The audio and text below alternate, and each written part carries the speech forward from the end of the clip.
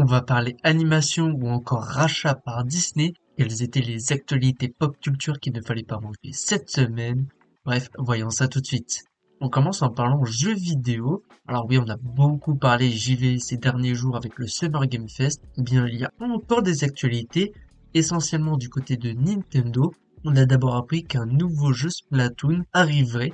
Ça a été présenté via l'application Nintendo Today. Ça s'appelle Splatoon Riders. C'est le premier jeu spin-off de la licence, et contrairement aux trois premiers opus, il ne s'agira visiblement pas d'un jeu multijoueur, il s'apparente un peu plus à un RPG slash jeu d'aventure. À voir plus tard, pas de date de sortie pour l'instant, ni même d'année. On a quand même très hâte pour ce jeu qui sortira sur Nintendo Switch 2. En parlant justement de la nouvelle console de Nintendo, c'est un record qui a été battu.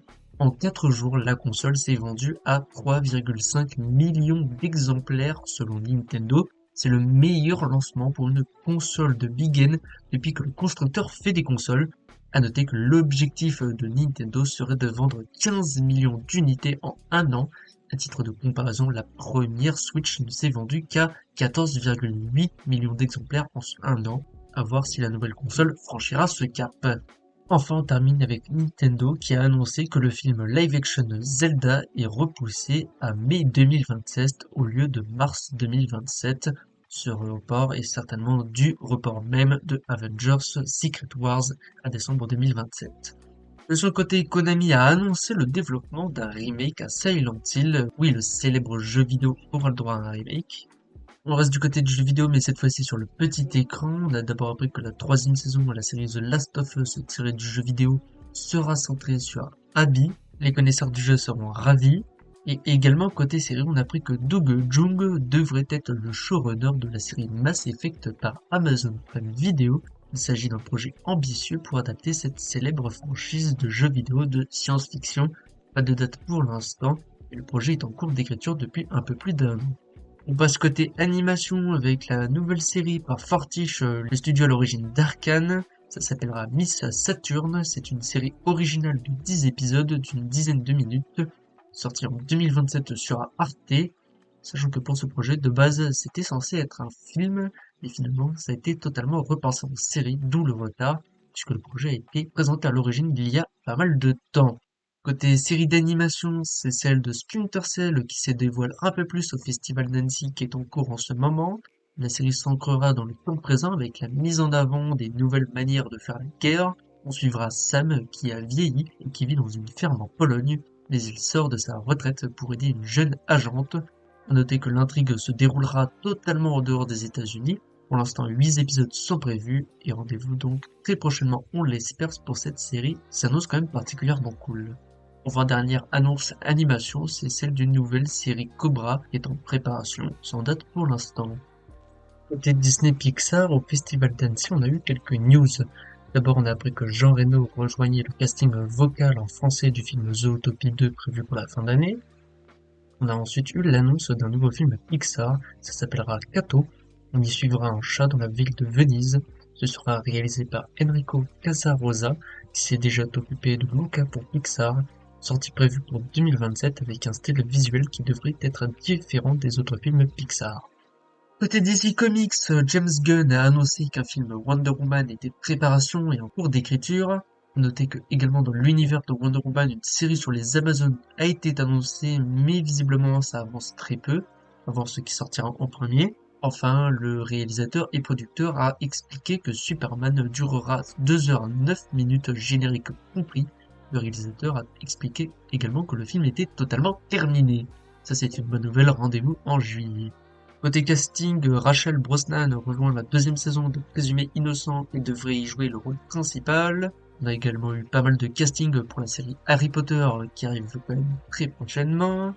Côté biopic cinéma, c'est Jonathan Davis qui incarnera Snoop Dogg dans le biopic sur le rappeur. De son côté, Yahya Abdul-Mateen 2 rejoint la suite à Once Upon a Time in Hollywood par Netflix et est réalisé par David Fincher avec le retour de Brad Pitt. De son côté, Mia Goth rejoint le film Star Wars Starfighter avec Ryan Gosling, l'un des prochains films Star Wars daté pour mai 2027. On a également eu un synopsis pour ce projet. Ryan Gosling devrait normalement protéger un jeune personnage contre des poursuivants et justement Mia Goth devrait incarner l'une de ses poursuivantes. Côté acteur très connu, Samuel L. Jackson est en négociation pour avoir le rôle principal dans la série spin-off Tulsa King qui se déroulera à la Nouvelle-Orléans. L'acteur devrait apparaître déjà dans la 3e saison avec Sylvester Stallone. Pour rappel, Tulsa King est une série Paramount+, mais pas de date pour cette 3e saison. Côté actualité en vrac, Prime Video renouvelle Baxton Hall pour une 3e saison. On a ensuite appris qu'une suite au film Ma est en préparation par Blumhouse. Un film Monster Height est en préparation par le réalisateur des films Megan. La suite au film Wedding Nightmare se date pour avril 2026.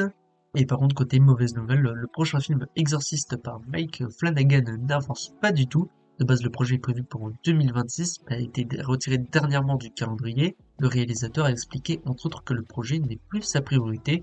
À voir donc quand est-ce que ça sortira. Et justement, parlons de films d'horreur. On a évoqué Blumhouse juste avant, et bien on rattache les deux pour parler de Saw. Puisque oui, Blumhouse est en pourparlers avancé pour racheter la licence Saw.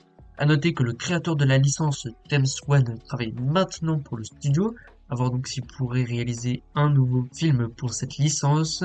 Et d'ailleurs, pour rappel, un 11e film est déjà en préparation, mais est bloqué à cause de conflits entre les anciens producteurs.